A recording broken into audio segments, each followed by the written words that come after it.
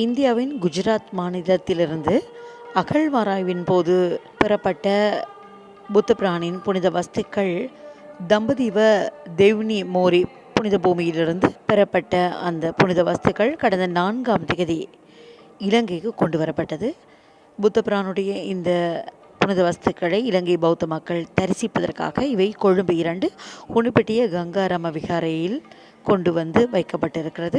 கடந்த 4ஆம் தேதி முதல் எதிர்வரும் 11ஆம் தேதி வரை இரவு பகல் என 24 மணி நேரமும் பொதுமக்களுக்கு பார்வையிடக்கூடிய வசதியும் இருக்கிறது. வழிபாடுகளிலே ஈடுபட்டு கொண்டிருப்பதை காணக்கூடியதாக இருக்கிறது. இங்கே வருகை தரும் பக்தர்களுக்கு அத்தனை வசதிகளும், போக்குவரத்து வசதிகள், உணவு, சிற்றுண்டி வசதிகளும் ஏற்பாடு செய்யப்பட்டிருக்கின்றன. இலவசமாகவே அவர்கள் வந்து தரிசித்து செல்வதற்குரிய அந்த வாய்ப்பு இருக்கிறது. கடந்த 2025ஆம் ஆண்டு ஏப்ரல் மாதம் இந்திய பிரதமர் நரேந்திர மோடி இலங்கைக்கு வருகை தந்த சந்தர்ப்பத்திலே அதிமீது ஜனாதிபதி அனுரகுமார திசாநாயக் அவர்கள் இந்திய பிரதமருக்கு விடுத்த வேண்டுகோளை அடுத்து நமது நாட்டு மக்களுக்கு இந்த வருடம் இந்த புனித வஸ்தை பார்வையிடுவதற்கான அரிய வாய்ப்பு கிடைத்தது. மகிழ்ச்சிக்குரியது.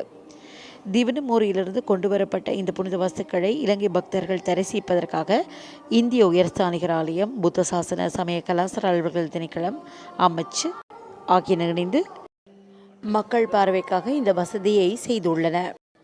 நீங்களும் வந்து பார்வையிடலாம்.